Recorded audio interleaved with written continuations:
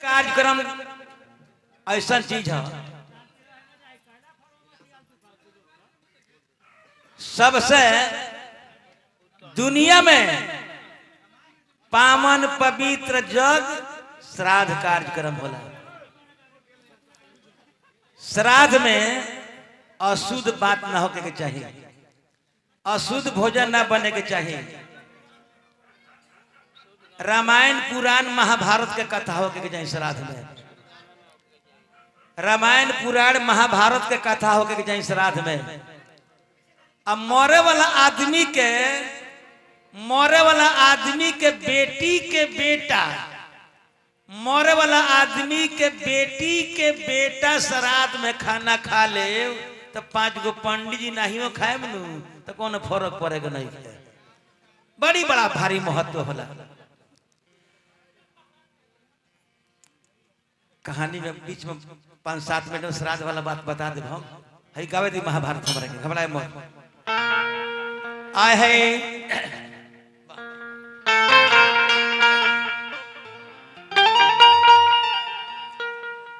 सुनी ना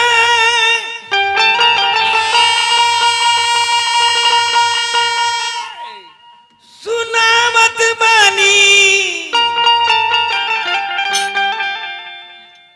महाभारत के कहानी सुनवैया ज्ञानी।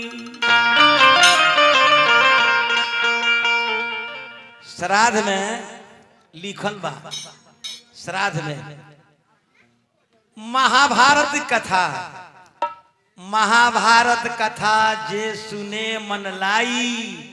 100 गौदान के फलते पाई। सुनी ना सुनावत बानी महाभारत के कहानी सुनवैया ज्ञानी। पढ़ल बानी उहे गावतानी। बैनाथ भाई ए सुनवैया ज्ञानी।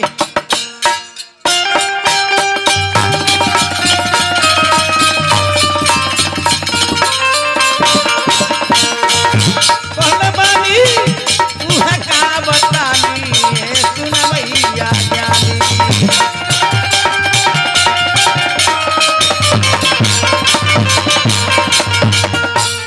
पढ़ल बानी उहे गावतानी ए सुनवैया ज्ञानी।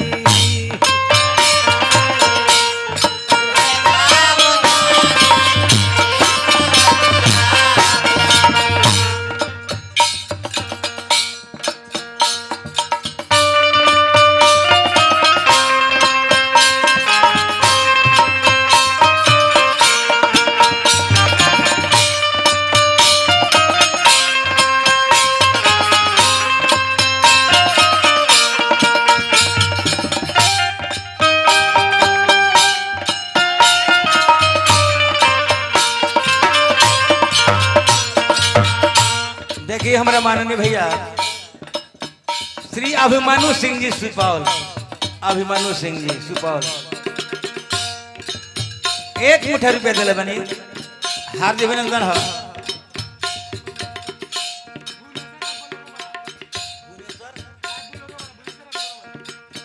माननीय हमारा श्री भुवनेश्वर राय जी बलोरो मालिक 50 रुपये पुरस्कार देनी। हार्दिक अभिनंदन है। लिखल तूफान गुरुजी, लिखल तूफान गुरुजी जोरी के कहानी ए सुनवैया ज्ञानी।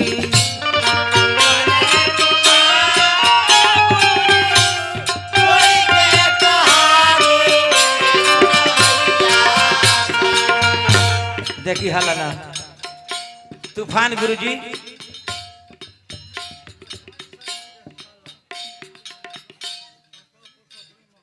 एक सेकेंड। स्वर्गीय नथुनी साहनी जी के साला, महुआ थाना, ग्राम पकड़ी, पोस्ट पिरोई, वहां के निवासी, अपन नाम श्री पलटू साहनी। पलटे ना नू कौन ठीक भाई दादा, पलटू जी कहीं पलटे मत। श्री पलटू साहनी जी नथुनी क्षेत्र के साला, 500 रुपए के पुरस्कार से बने। हार्दिक अभिनंदन, नमस्कार। लिखल तूफान गुरुजी जोरी के कहानी, ए सुनवैया ज्ञानी।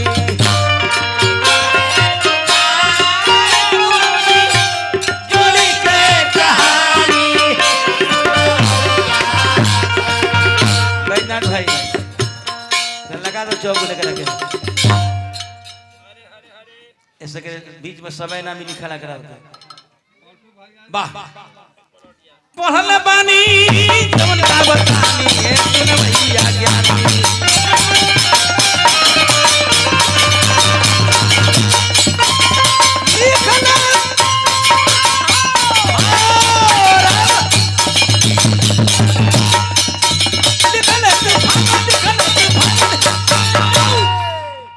तनी चौधरी जवानी का हो। अरे जवानी माटी लग जाई माटी। तन लोग बेचैन बन कर खड़ा करा के देखो जाए। वाह हलम तने हला बंद करी। ओहो चाचा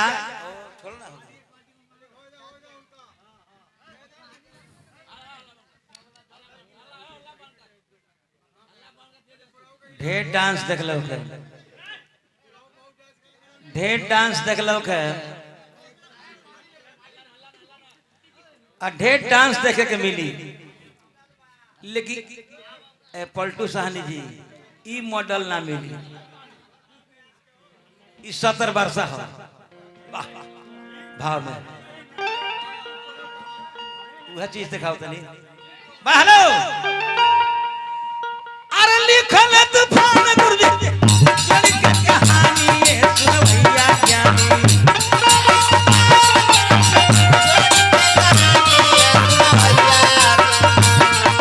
तोहरे नवा लिखा हलियो काट के बोले नवा से कोरी जवा मेरे जान।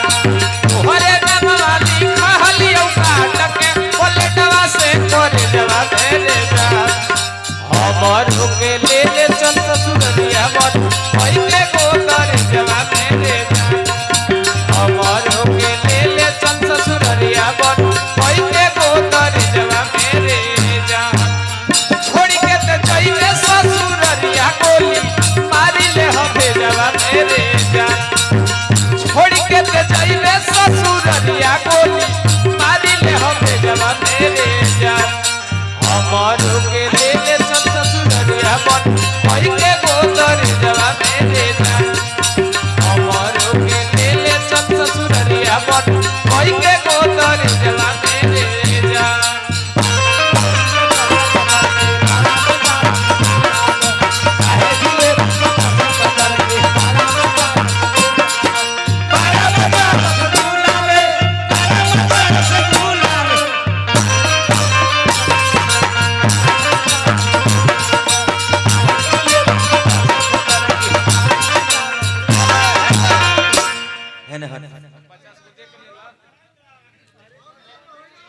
तो हाला ना है ना इनकर काम देख लेनी। अब इनका नाम सुनी,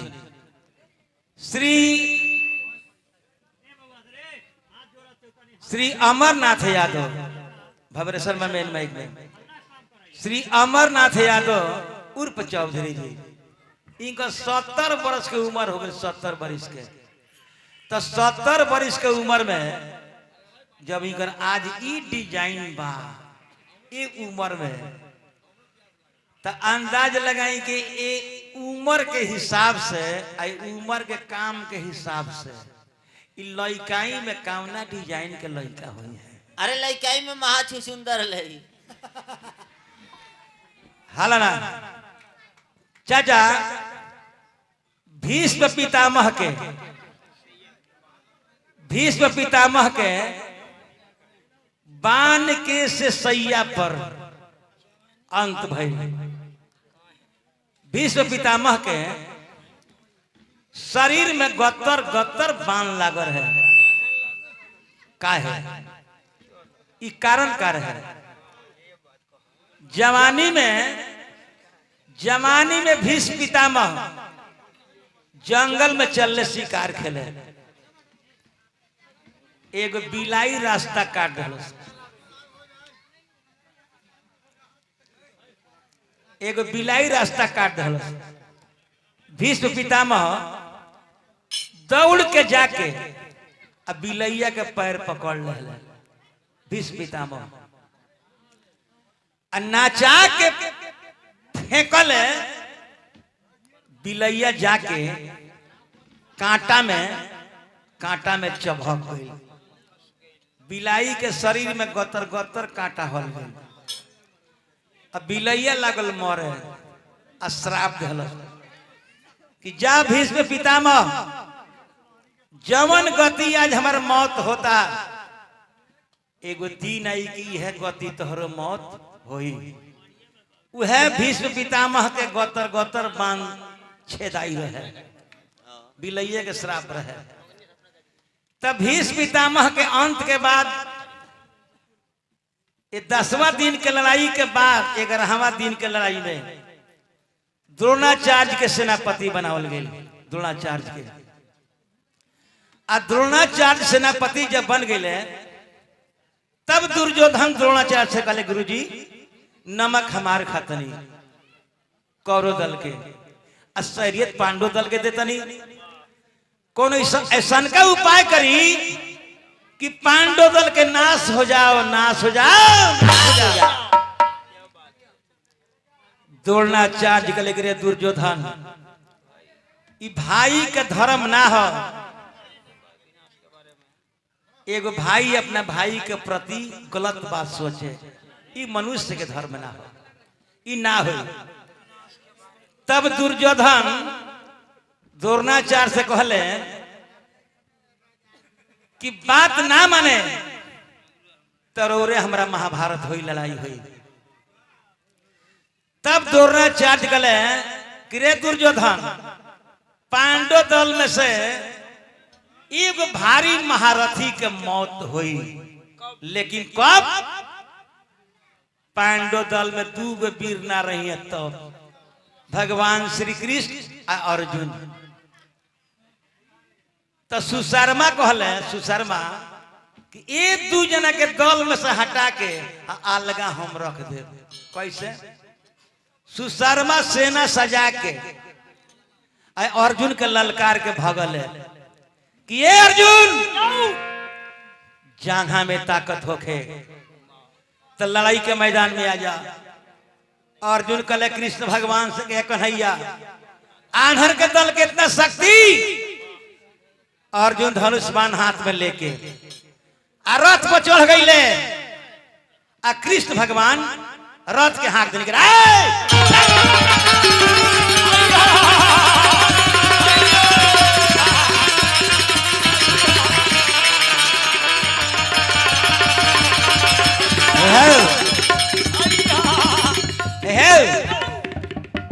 आस्ते आस्ते कन्हैया कन्हैया कन्हैया देखिए कन्हैया कहला पर चौधरी जी काहे खिसिया तनी हम काहे के खिसियाई इनकरा बाबूजी के नाम रे कन्हैया मर गइले तो मुअला दी के नाम धइल जरा कि जिंदा के सुशर्मा के मारे खातिर कृष्ण भगवान अर्जुन संसप्तक वन में लेके चल गए बलो। तो 2 बीरी पांडव दल में से हट गए कृष्ण भगवान अर्जुन। तब द्रोणाचार्य कहले दुर्योधन से रे दुर्योधन अब देरी मत कर, जल्दी पांडव दल में पाती भेज दे कि काल चक्र बिहू के लड़ाई लड़े के बाद नदी राज छोड़ के वन में जाए खोई मुकरखी लगा है देखिए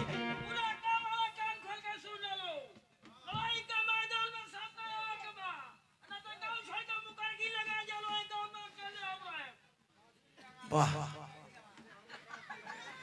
हाल ना एक गांव में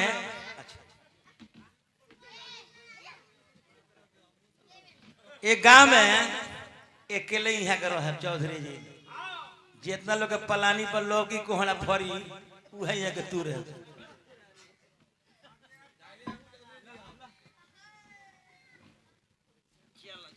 स्वर्ग हमरा नथुनी चाचा के बेटी स्वर्ग नथुनी चाचा के बेटी श्रीमती इंदू देवी कटिहार जिला कटिहार श्रीमती इंदू देवी कटिहार अपने बाबूजी के आत्मा के शांति खातिर 551 रुपया के पुरस्कार देनी इंदू देवी वो बहिन के हम गोड़ लगतनी मनिहारी कटिहार मनिहारी चाचा बहुत फेमस आदमी है के पागल जादो सब कोई जानता पागल के उनका बाबूजी के श्राद्ध में माई के श्राद्ध में दोनों में जाकर हम कार्यक्रम के लिए बने मनिहारी कटिहार श्रीमती इंदू देवी बहन हमारे 551 पे दहली बहन के हम चरण के गोड़ लगे थे आए है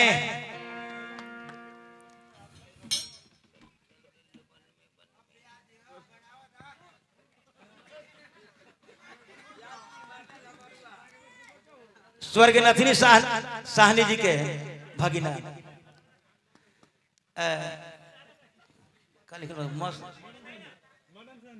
श्री मनन साहनी जी गोरीगामा 50 रुपए के पुरस्कार दिले बनी हार्दिक अभिनंदन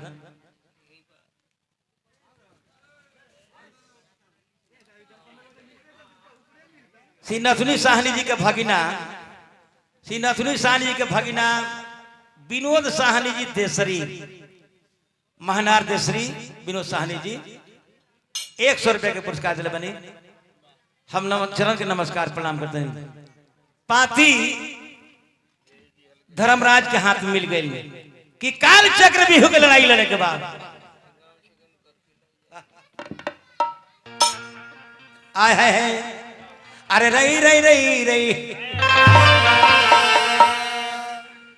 तो द्रोणाचार्य कैले बिहू के रचनवा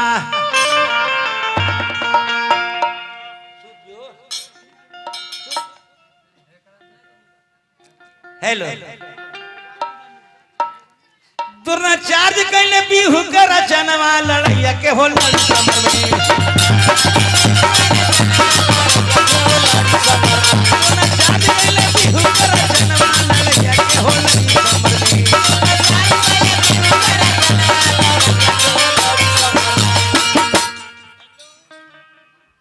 द्रोणाचार्य कैले बिहू के रचनवा हो लड़ैया के हो लड़ी समर में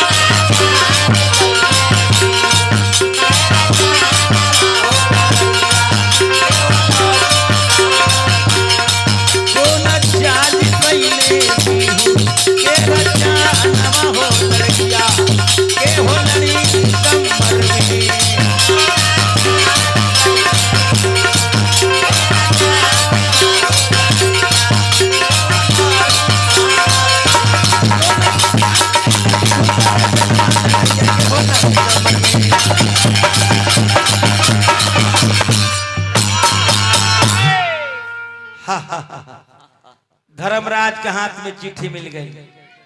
वो में लिखा है चिट्ठिया में लिखा है कि काल चक्र बिहू के लड़ाई लड़े के बाद न तो राज छोड़ के वन में जाए खोई मुकरखी लगावे खोई अब 5 भाई पांडव में अर्जुन के छोड़ के कौनो भाई के लड़ाई मालूम न रहे धर्मराज के आंख से आंसू आ गई कि काल छत्री खानदान के लाज न रही पगड़ी डूब जाई वन में जाए के परी मुकरखी लगावे के परी धर्मराज भाई भीम से कहत रे का के हो लड़ी काली के लड़ई हमर भाई हो। बाजी भगवान के नाम में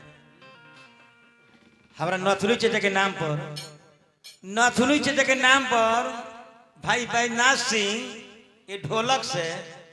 भगवान के नाम सुने हैं ढोलक से का कहू कहू सीताराम कहू कहू सीताराम कहू कहू सीताराम कहू कहू सीताराम ढोलकवा कही नथुनी चचा के नाम पर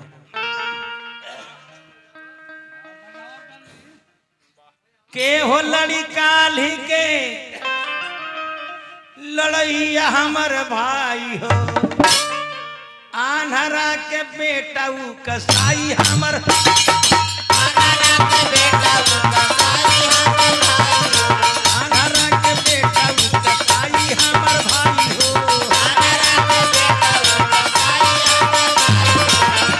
बड़का सत कइले भभूति रमा के हो कहा के हु रहल बा बड़का बड़का सत कइले भभूति रमा के हो कहा के हु रहल बा धरतिया पया के हो कहा के हु रहल बा धरतिया पया के हो कहा के हु रहल बा बड़का बड़का सत कइले भभूति रमा के हो कहा के हु रहल बा बड़का बड़का सत कइले भभूति रमा के हो कहा के हु रहल बा धरतिया पया के हो कहा के हु रहल बा धरतिया पया के हो कहा के हु रहल बा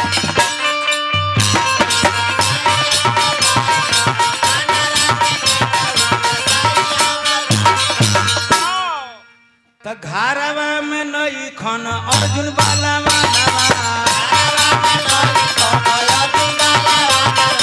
काल नहीं बची है हो छतरी धर्मा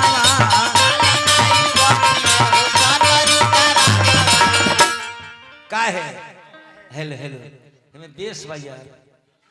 बोलते हैं तो बुझाते नहीं का कौन टोन बनाई ना करे के साथ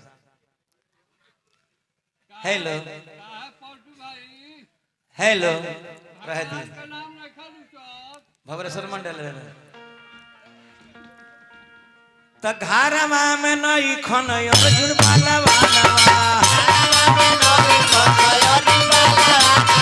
काला नहीं बची है हो छतरी धर्मा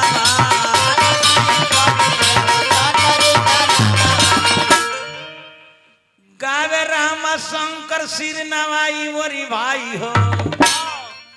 गावे राम शंकर सिर नवाई मोरी भाई हो बैजनाथ दिहल संहतनी भाई हमर भाई हो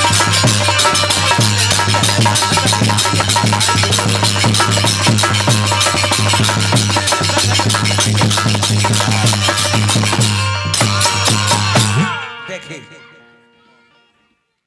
धर्मराज कहले कि काल छत्री खानदान के लाज न रही तले 16 बरिस के हेलो हेलो 16 बरिस के अर्जुन के बेटे अभिमन्यु मामहर से वही बेरवैले कहले कि चाचा भीम ई कैसन चिट्ठी है धर्मराज कहले कि अभी भतीजा काल चक्रव्यूह के लड़ाई लड़े के बाद न तो राज छोड़ के वन में जाए थे मुकरखी लगाओ के परी आ तेरा बाप के छोड़ के हमने कोनो भाई की जानकारी नहीं थे ते अभिमन्यु के लेके चाचा बांस के जरी बांस जमेला लेन ना जमेला चक्रव्यूह के लड़ाई में 7 गो फाटक होला 7 गो जन में 6 गो हम दूर दे दाग न लगी दाग न लगे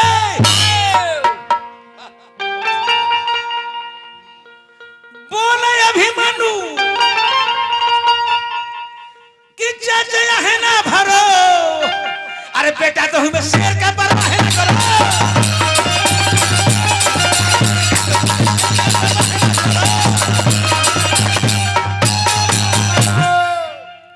बेटा तो हमें शेर का परवाह न करो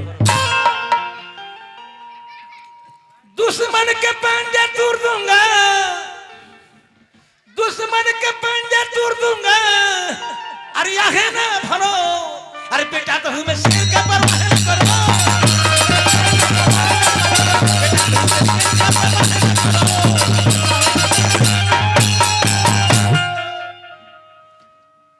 माथा पर पगड़िया हो चाचा बेटवा के बांध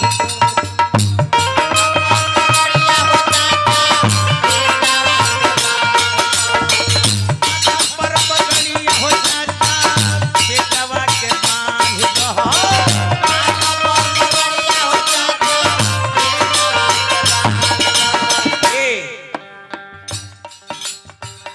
आज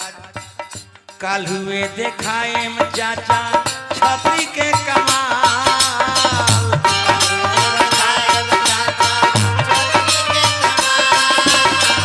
काल हुए देखाए में चाचा छतरी के कमाल।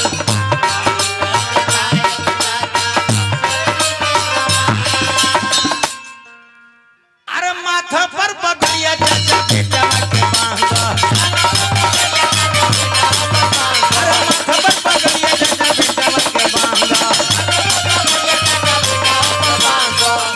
देखाए चाचा छतरी के कमाल, देखाए चाचा छतरी के कमाल।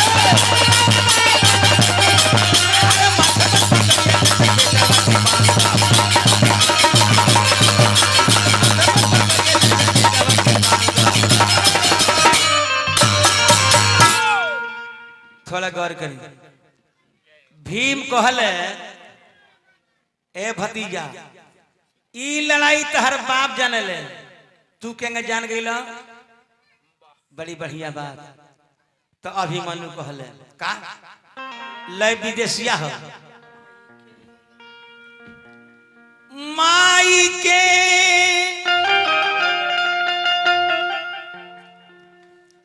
गर्भावा में चाचा जी, गौर से सुने, भीम कहले ई त लड़ाई तर बाप जाने ले, तू केंगे जान गई भतीजा? तो अभिमन्यु कहत रहे कि चाचा माई के पेट में आय है, माई के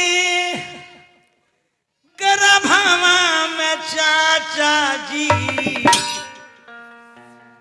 मिली गईले हो भेदा।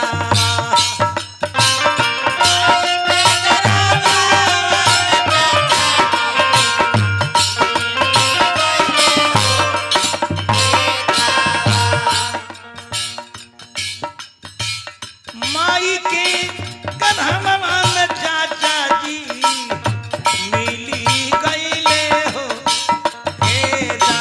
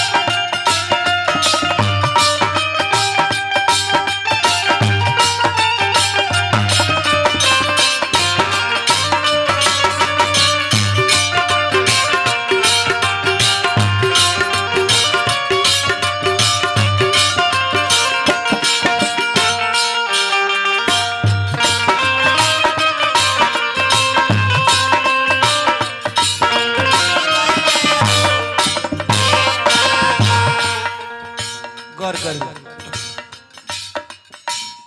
हमारो जी नथुनी हो चाचा जी, हमारो जे नथुनी हो चाचा जी, ते जानी हो जा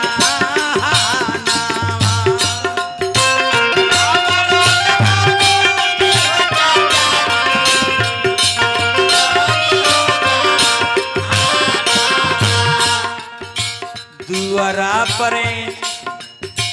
होखते भैया दुआरा पर होखेले रामा हरि जी के भाजाना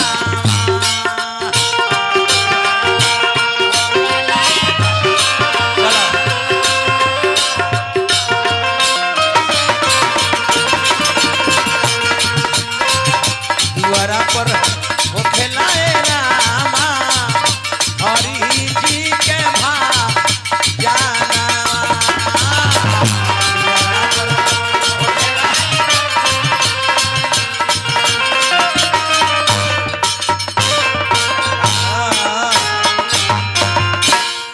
गौर करी भीम कहले सॉरी ई 6 गो फाटक तुरे के कथा तू केंगे जान गिला अभिमन्यु के लगे चाचा अपना महतारी के पेट में हम रहनी सुनी ठीक से अपना महतारी के पेट में हम रहनी हमार जन्म होके के समय हो गए रहे हमरा महतारी के पेट में दर्द होके लगल तब बाबूजी हमरा माई से चक्र बिहू के लड़ाई के कथा कह के सुनावे लगनी जब 6 गो फाटक तूरे के कथा जब बाबूजी 6 गो फाटक तूरे के कथा बाबूजी हमरा माई से कहनी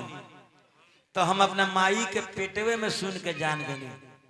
6 गो के हाल है बाबूजी 6 गो फाटक तूरे के कथा हमारा माई से कहनी तो हम अपना माई के पेटवे में भीतरिए सुन के जान गए आ 7वां के बेरी हमार जन्म हो गए तो 7वां गेट के हाल नहीं जाना लेकिन 6 गो तूर दे अपना माई के पेटे में सुन के हम जान गए नहीं 6 गो फाटक गेट के हाल 6 गो तूर दे 7वां के हाल नहीं जाना हमार जन्म हो गए चाचा तब भीम का लगी भतीजा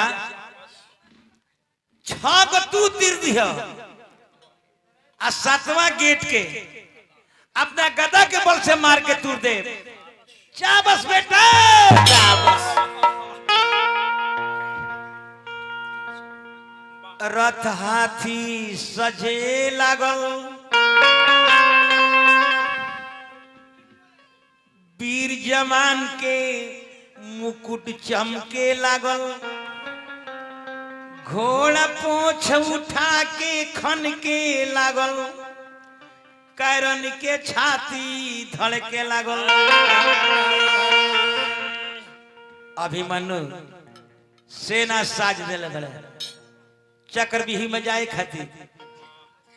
अब भीम कहले कि भतीजा 6 गो तू तुर दीह आ 7वां हम तुरे अभिमन्यु सेना साज के अब महल में जाके जैसे धनुष बाण उठावत रहे धनुष बाण हाथ में राजा विराट के बेटी उत्तरा के साथ में अभिमन्यु के शादी भई रहे अब 5 महीना दिन गावना भइले भई रहे अब मासिक धर्म से मुक्त रहली माना करत रही के माना करत रही के कहत रही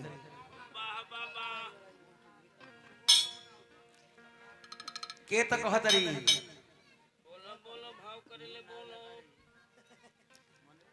उत्तराभिमन्यु के जनाना पैर पकड़ ले बड़ी कहत रही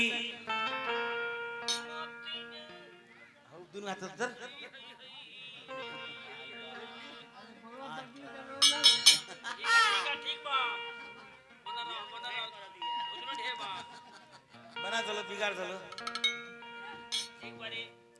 अभिमन्यु के जनाना उत्तरा अभिमन्यु के पैर पकड़ ले बड़ी कहतर की लड़ाई में मान जाई जे लड़ाई में जला पहुंच के ना वेला लह भिखारी चचा के का कहतरी बात हमर मानो लड़ाई में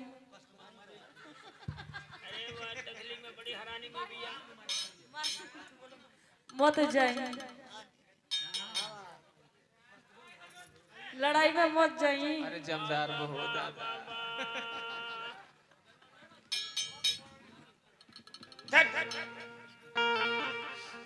पैर पकड़ ले बड़ी कहतरी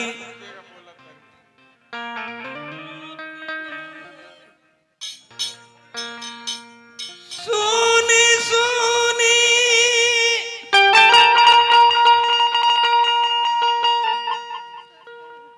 स्वामी नाथ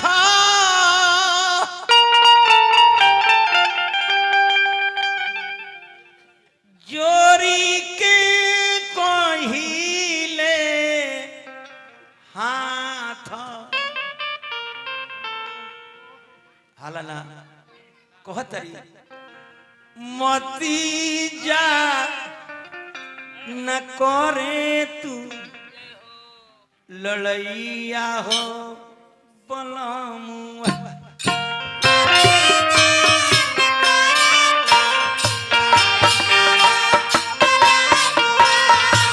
मती जा न करे तू लड़ैया हो बलमुआ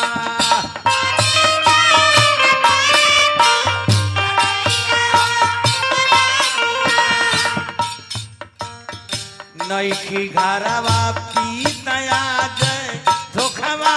के हो तकार जय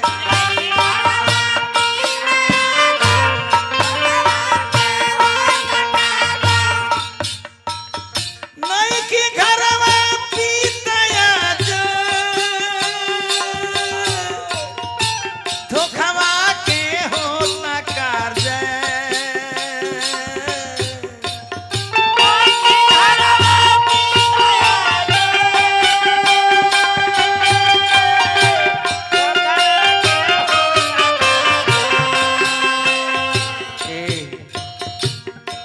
उतरा अभिमन्यु के पैर पकड़ ले बड़ी नईखी घरवा पीतया जय अरे धोखावा के होता कार्य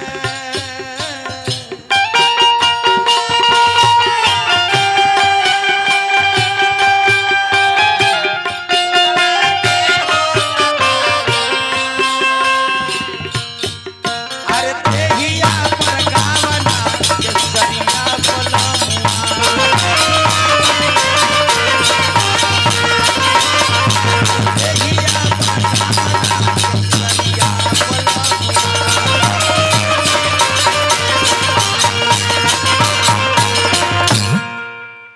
उत्तरा कहतरी कि लड़ाई में जे जाला उ बच के ना वेला मत जाई अभिमन्यु कहला कि सुना आंगन के तुलसी जी के पूजा पाठ करो आंगन के तुलसी सूख जाई है समझिए कि तहार सुहाग खत्म हो गए ई छतरी के पैर आगे बढ़ गई तब पीछे हट नहीं के सकत आ जवन छतरी आगे पैर बढ़ा के आ पीछे खींच देला उ जिंदा में दुख करेला अब मर गईला के बाद 12 बरिस नरक में वास करेला ऐसे ही छतरी के पैर आगे बढ़ गई तब पीछे हट नहीं कर सकत लेकिन उतरा को हतरी मासिक धर्म से मुक्त बड़ी उतरा महाभारत में लिखल बा महाभारत में लिखल बा कि कोई भी औरत मासिक धर्म से मुक्त होके आ ओ समय में मर्द औरत के ठोकरा दिले तो एगो बेटा के वध के पाप लगेला उस समय में एगो बेटा के हत्या के पाप लगेला उतरा कहतरी कि अंगूठी के हो नगीना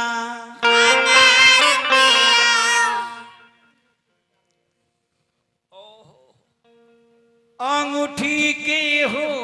नगीना अरे ने हो जाए लूर सीखल लूर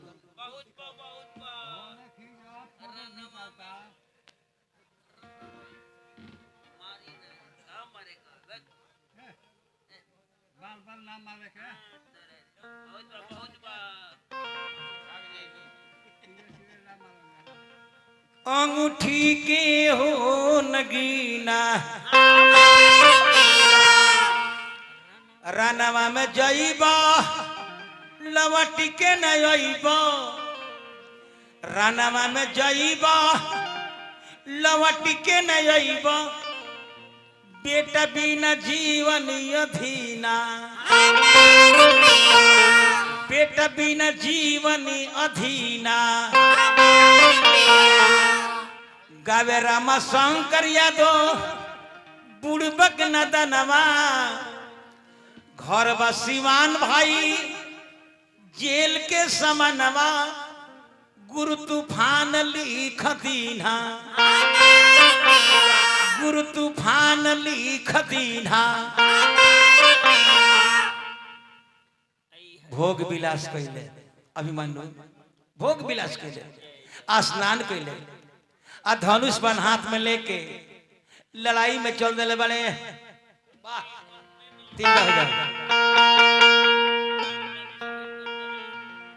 आ कुंती दादी के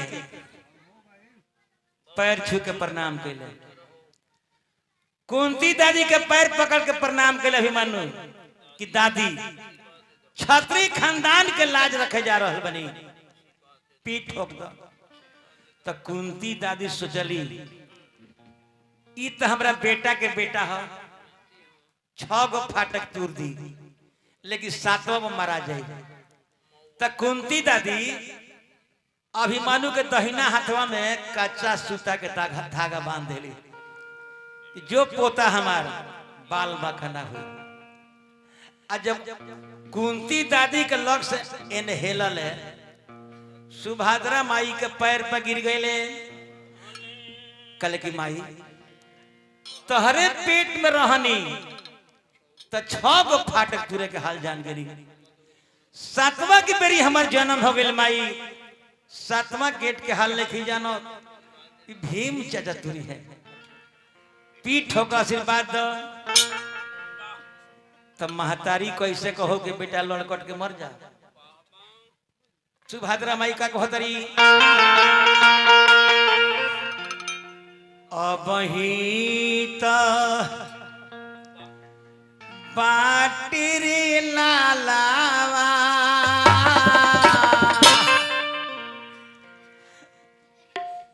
बाली तोरऊ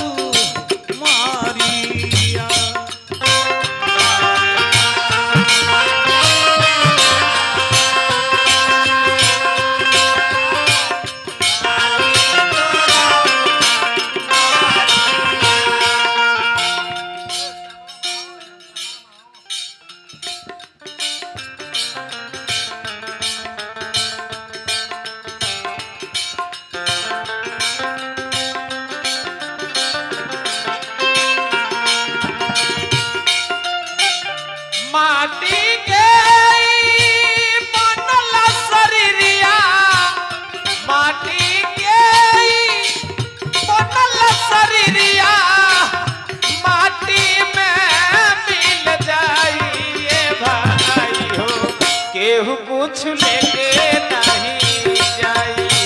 केहू कुछ लेके नहीं जाई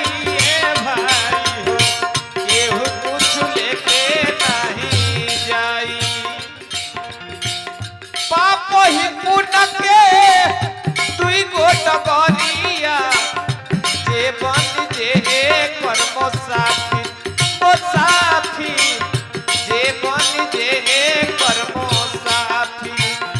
पाप ही पुण्य के दुई गो डगरिया जे बन जे कर्म साथी मुसाफी जे बन जे कर्म साथी धर्मराज के धर्म कटपर नेकी बदी तौलाइए भाई हो केहू कुछ लेके नहीं जाई केहू कुछ लेके नहीं जाइए भाई हो केहू कुछ लेके नहीं जाई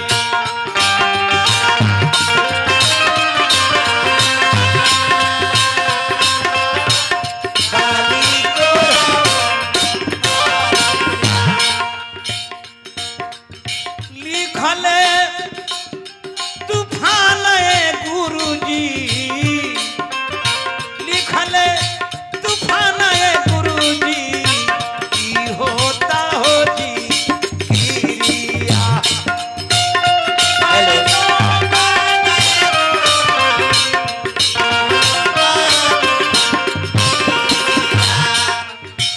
अब ही तो बाटे रे लालावा पाली तोरऊ मरिया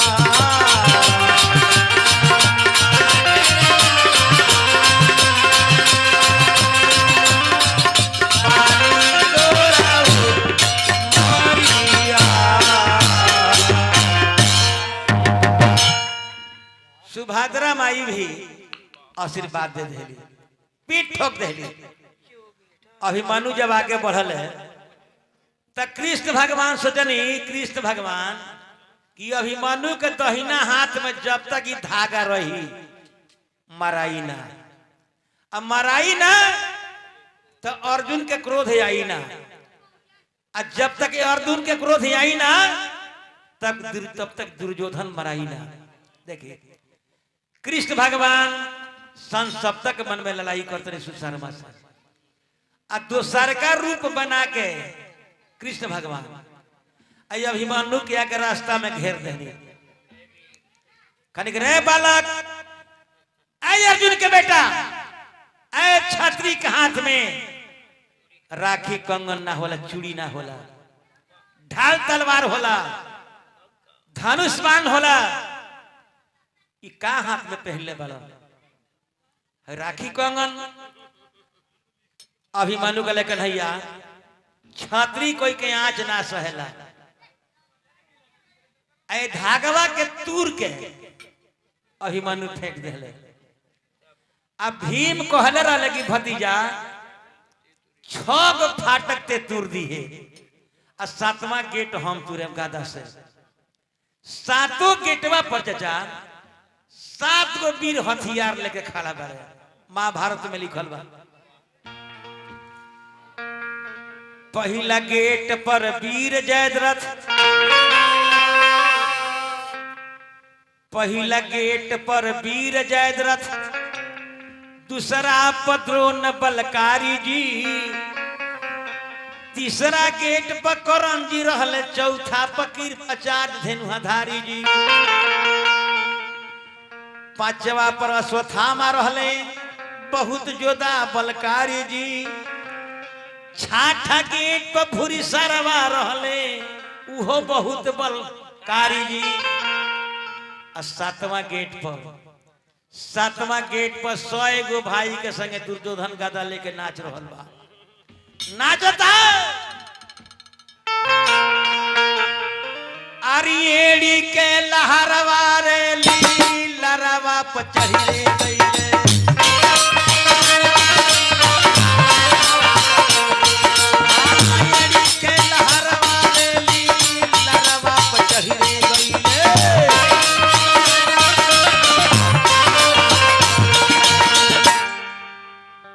एक पर एक वीर गिरे भारा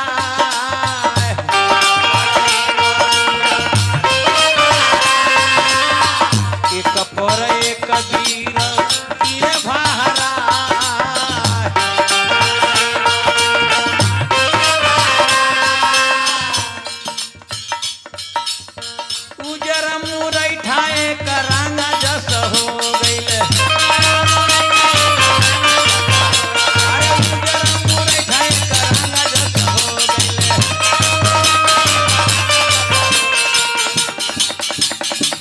पियर हो गइल मोछिया के बार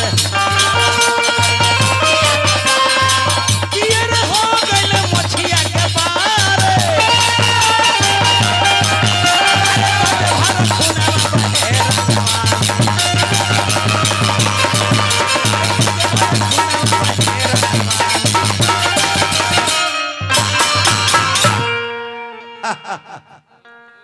अभिमानु पहिल का गेट के तुर दहले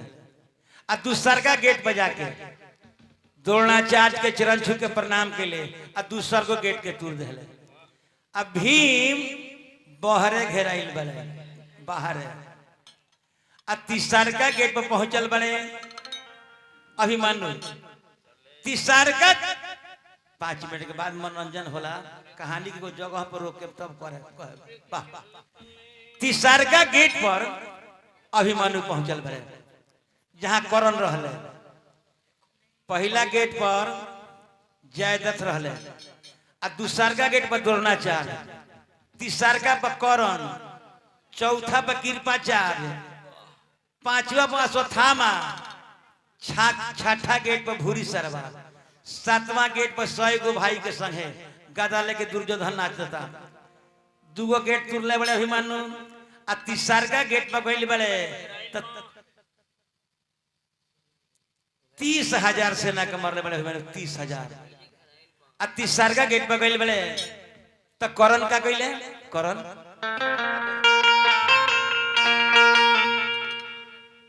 हेलो हेलो एकरा के टोन बनाओ ना भैया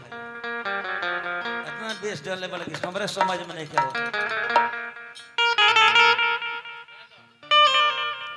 हेलो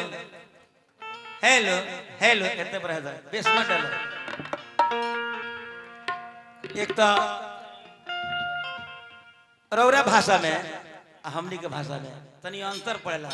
तो समझावल बड़ा लम्हर चीज बा ओई में बेस डाल देते तो का बुझाई कि हम का कहत हनी हेलो वाह पलटू भाई रोकी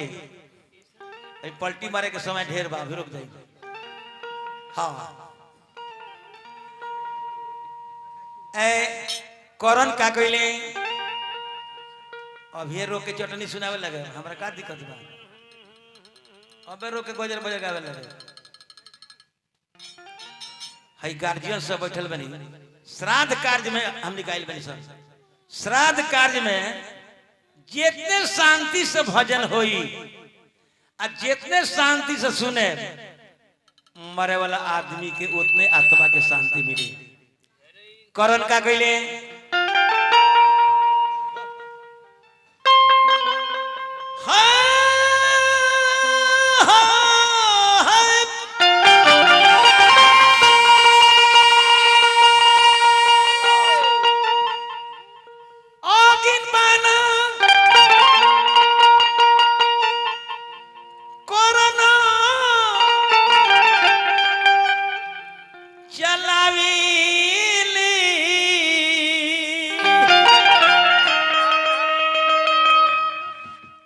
सब जिला में वैशाली जिला के चाचा है गौनई के माध्यम से भगवान के प्रसंग कथा भजन के माध्यम से वैशाली जिला के 1 नंबर हम स्थान दिले कि बड़ा बढ़िया से प्रेम से वैशाली जिला के लोग भगवान के कथा प्रसंग भजन के प्रेम से सुनेला चटनी के ना खाला सबे खाला क्यों साधु थोड़े हो लेकिन चटनी सुनायब सन तनी रोकी 2-4-5 मिनट और आगिन माना कोरोना चलावे ले बाबू के जरा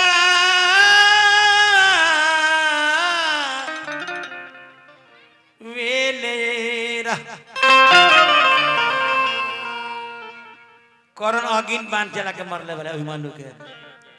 तो जल बान सुगावा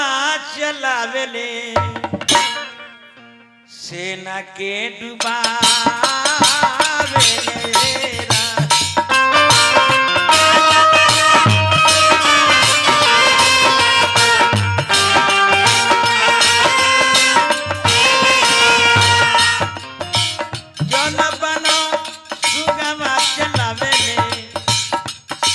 के डुबावे नेरा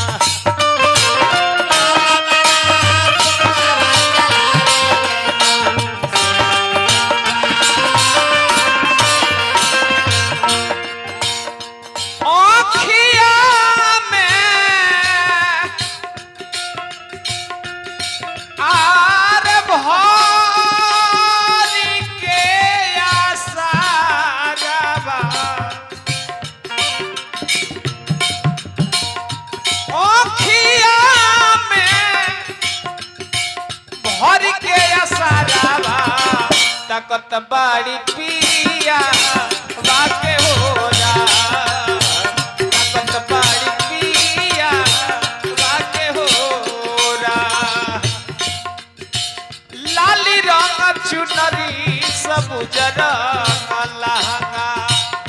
नैनन में कजरा प्रीतिया के महंगा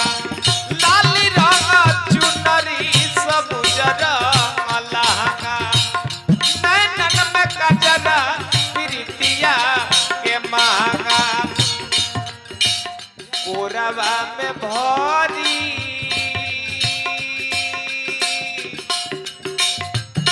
के सिंहोरवा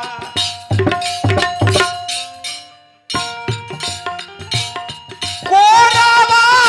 में आर भरी के सिंहोरवा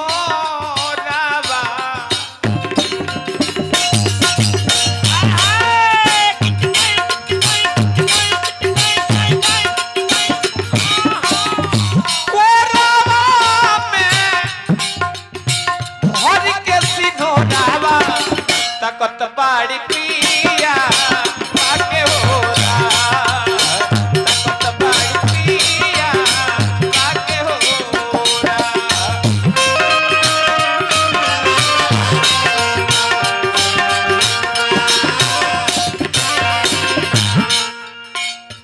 हाँ देखी आदरणीय माननीय बैजनाथ भाई श्री रमेश साहनी जी ठेकेदार साहब hello hello hello hello hello hello. और टोन बनाओ ना भैया हेलो हेलो देखो का करो तोरा मर्द तुम क्वालिटी बनाओ तोरा का हेलो और पतला करो मैंने हेलो हेलो हेलो माननीय भैया हमरा श्री रमेश साहनी जी ठेकेदार साहब नथुनी चचा के नाम पर 50 रुपए के पुरस्कार दिला बनी ठेकेदार साहब के हार्दिक अभिनंदन नमस्कार करते हैं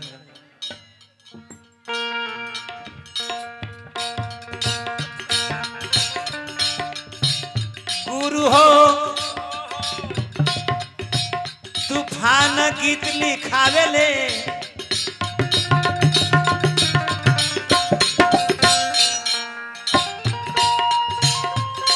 गुरु हो तूफान गुरु जी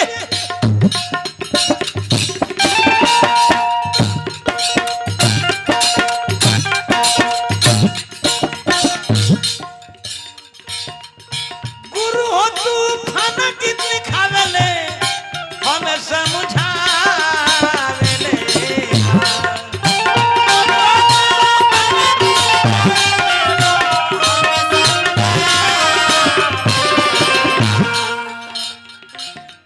बैजनाथ सिंह नलवा बजावेले लगाओ चौक बैजनाथ सिंह नलवा बजावेले तो संगत निभा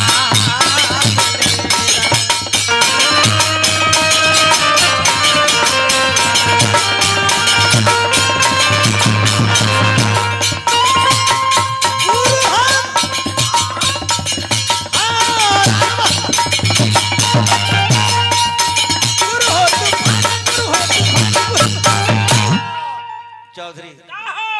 आ जाता नहीं छाछ पो हेलो हेलो वाह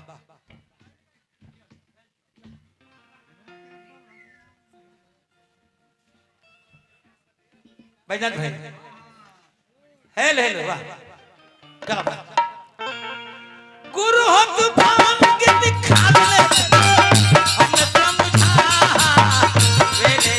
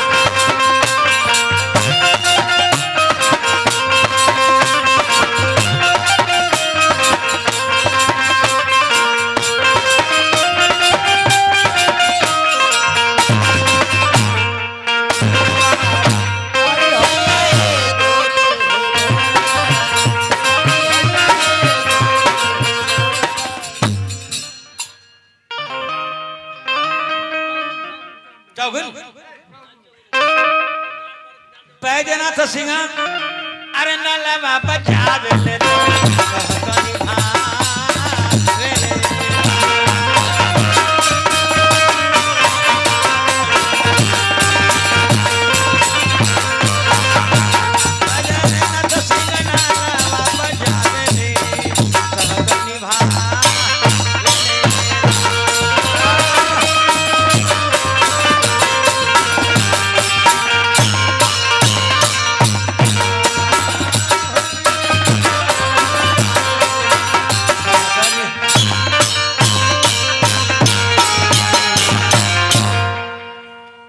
हेलो अच्छा देखी चाचा जी तनी सारू के बाद एगो जगह हम प्रसंग के रोके तनी अभिमन्यु के मौत हो जाता तो ये रोक के आ बाबू लोग के सेवा हो देखी 3 गो फाटक अभिमन्यु तुर ले आ 30,000 सेना के मार दे चौथा गेट के तुरल है चौथा गेट के तुर दे 5वां पर पहुंच गईले तो दुर्योधन करण के लल करले रे करण एगो 16 साल के हमरा दुश्मन के बेटा 5 गो फाटक दूर देहलस आ 30,000 सेना के मार देहलस तहन लोग जियल धिरकार बा तो करण का कइले परशुराम जी के दियल अस्त्र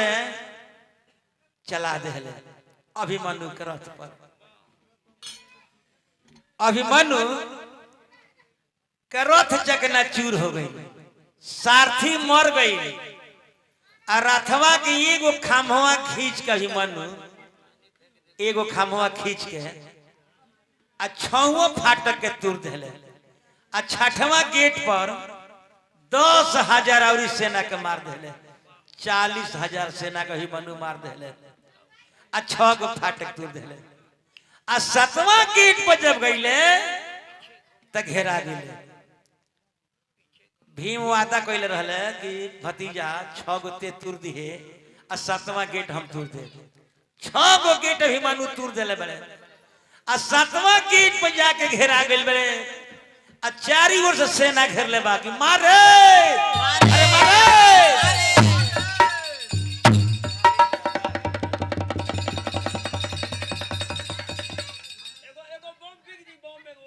ना काहे के बिग बा ले जा अपना खानदान में बिग दी हो आराम से लो सूत जाई हेजी चौधरी जी बम काहे के बिग ले अपना घर में बिग दम खानदान में पटदारी में आराम से लो सूत जाई आए है 7वां गेट वही मानू घेरा गेल बड़े पीछे घूम के तकले कि चाचा भीम भीम तो पहिल के गेट में बाहर घेराइल बड़े पहिल के गेट में बाहर बड़े भीम वो कहा आ चारों तरफ से सेना घेर ले कि मारे मार अभिमन्यु आ राथवा के एगो चाकावा रथ के पहिया के अंगुरी में हेंगा फंसा के और चाका के नचा के अब प्राण के बचा रहल बड़े अब कोनो उपाय नहीं है आदमी के कब कब का मन पड़ेला तनी एक लाइन सुनिए के लगे भूखिया लगाला का परी माई मनवा पर जली लगली पियसिया में हरी परली याद युद्ध भूमिया में भाई मनवा पर जले संकट परले पिताजी परले याद आ केहू ना सहैया तो गोसैया मनवा पर जले तब तक ले दुर्योधन के बेटा लक्ष्मण के गदा अभिमन्यु के सर पर लागल 7वां गेट पर मौत हो गई कौरव दल में विजय के झंडा लहराए लगल अब पांडु दल में रोन पीटन पड़ गई ये कथा कभी हम रोको तनी आराम से अब तनी मनोरंजन 2-3 मिनट करे दी आओ हो